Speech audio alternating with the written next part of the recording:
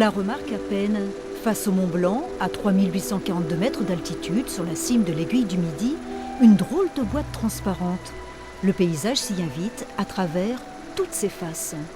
Le but, c'est de permettre à des gens qui ont vu le musée de l'alpinisme et les techniques qui sont associées à l'alpinisme et évoluer des alpinistes en face d'eux, d'avoir un début de sensation de ce que vit un alpinisme sans pour autant être pendu à une corde. Vous l'avez compris, cette boîte est là pour nous, pour que nous osions fouler son sol. Et quand on met le pied dedans, on se dit quand même. Je ne pensais pas qu'il y aurait autant de sensations. Je m'attendais à quelque chose d'assez surprenant, mais à ce point-là, j'en ai le souffle coupé. La transparence est telle qu'on a réellement l'impression de se jeter dans le vide. Un vide de 1000 mètres. On ne peut s'empêcher d'y penser.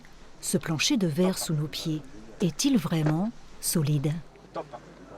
Donc la particularité de ce vitrage, c'est qu'il est extrêmement transparent et il est composé de 3 feuilles de verre et de 2 films permettant l'assemblage en feuilleté de ce type de vitrage.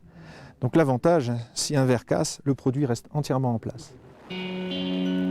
Ces parois de verre, capables de résister à des températures de moins 40 degrés et des vents à plus de 220 km/h, il a fallu les assembler là-haut, sur la montagne. Un chantier de haute voltige, la cage est suspendue dans le vide par des pinces métalliques et surtout, il a fallu jouer avec les conditions météo. On va manipuler du verre à 3800 mètres avec du vent, forcément, à ces altitudes. Donc il fallait bien préparer le chantier, choisir la fenêtre météo qui allait nous permettre d'intervenir sans risque. Mais sinon, l'assemblage du vitrage en lui-même, ça a été l'histoire d'une journée. Baptisée Le Pas dans le vide, la nouvelle attraction de l'Aiguille du Midi procurera-t-elle adrénaline et émotion, comme le souhaitent ses concepteurs? Elle est en tout cas un formidable balcon sur les paysages. Voilà. Le Mont Blanc sur la droite, Glacier les Bossons sur la gauche et puis Chamonix sur la droite avec tout le massif des Aravis devant nous. Des paysages admirés dans le monde entier. 1 million de visiteurs chaque année pour le plus célèbre téléphérique de Chamonix.